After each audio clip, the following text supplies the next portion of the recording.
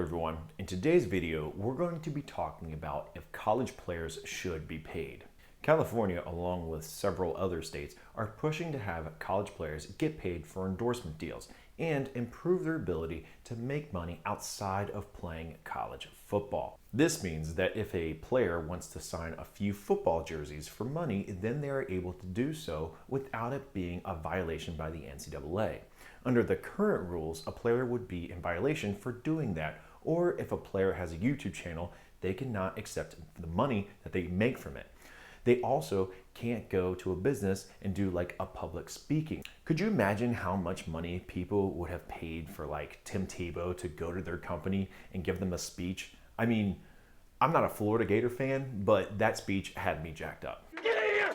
Hey, we got 30 minutes for the rest of our lives! 30 minutes for the rest of our lives! They should change the rules right now where players can make money outside of the football program.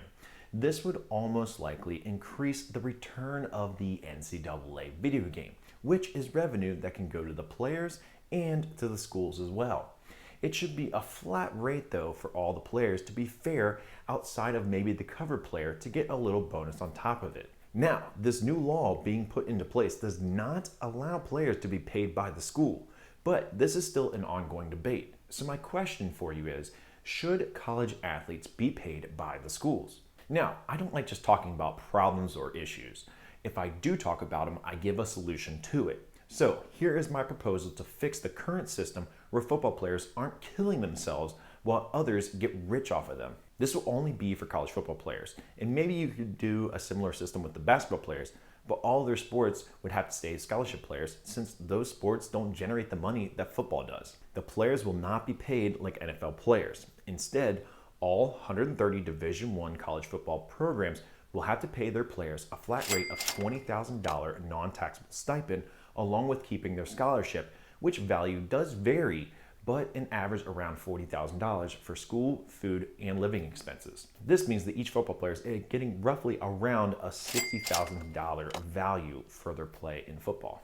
The reason for $20,000 is because in college Division I sports, a football team can have 85 scholarship players at a time, and that would be $1.7 million a year to pay the players.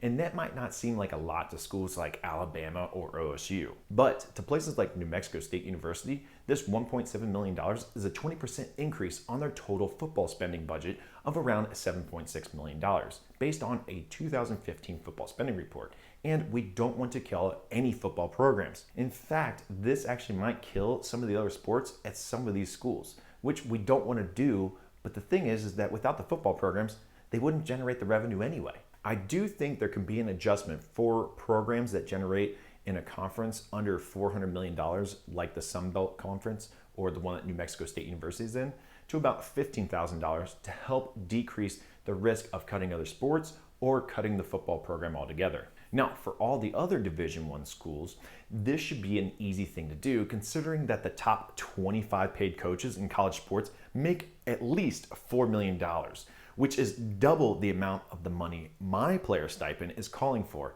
at $1.7 million. In fact, if we're going to limit any amount of money that someone can make at these football programs, it should be these coaches. Does Nick Saban really need to make $9 million a year? You could pay all 85 college football players from Alabama $100,000 a year to match what you need to pay the head coach alone. Now, $20,000 keeps the bigger schools limited on outpaying all the smaller schools for the best athletes. But at the bigger schools, they will still have increased revenue for the players because they'll have higher demand for paid autographs, paid social media influence, and much, much more. So for example, if you're the star quarterback at Alabama, you're going to get more endorsement deals or get more opportunities for jobs than someone, let's say, starting at Troy University. The other reason we'll stick with a fixed amount is because it will decrease the need for the players to have agents.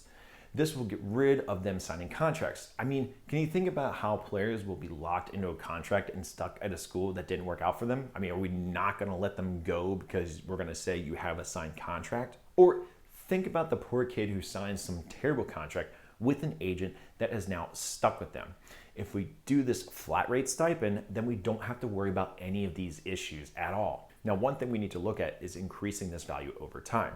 What we do not want is for us to stick at $20,000 without a plan to look at it 10 to 20 to 30 years in the future. So if we did do this, we would need a percentage increase each year based off of probably whatever the profitable increase is for each school. So let's say in 10 years, the value has doubled. Well, the stipend should probably double to $40,000 a year. So that is my idea, that these players can make money any way they want outside of school. They get paid $20,000 for each year they are on the team. What do you guys think of this idea? Share your idea if you have one. If you guys like this video, please hit that like button and hit the subscribe button as well. And I'll see you guys in the next huddle. Ready, break!